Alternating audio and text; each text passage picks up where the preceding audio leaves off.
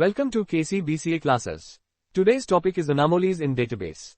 Anomalies क्या होती है? Anomalies data inconsistencies और integrity issues होते हैं जो poor database design, excessive redundancy, lack of normalization की वजह से होते हैं.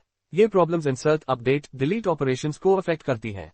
Types of anomalies. 1. Insertion anomaly. जब हम data insert नहीं कर पाते क्योंकि कुछ required information missing होती है.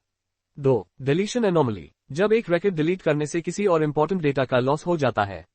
3. Update anomaly. जब एक high data multiple जगह store हो और update करते वक्त inconsistency आ जाए. Anomalies before normalization. See the example given below. Insertion anomaly. अगर एक नया department create होता है, लेकिन अभी कोई employee assign नहीं है, तो हम उसका location store नहीं कर सकते, क्योंकि employee record required है. इसको कहते हैं insertion anomaly. Update anomaly. अगर HR department का location change होता है, हमें मल्टीपल रोज अपडेट करनी पड़ेंगी. निक वाइज और लिली केस दोनों के लिए. अगर एक रो मिस हो गई, तो डेटा इनकंसिस्टेंट हो जाएगा. इसको कहते हैं अपडेट एनोमली. Deletion anomaly. अगर एक डिपार्टमेंट के सब एम्प्लॉइज डिलीट हो जाएं, तो डिपार्टमेंट की इन्फॉर्मेशन भी डिलीट हो जाएगी, इंक्लूडिंग उसका लोकेशन. इंपॉर्टेंट डेटा का लॉस हो जाता है. इसको कहते हैं deletion anomaly. After normalization solution. Data को 3 लॉजिकल टेबल्स में डिवाइड कर दिया गया.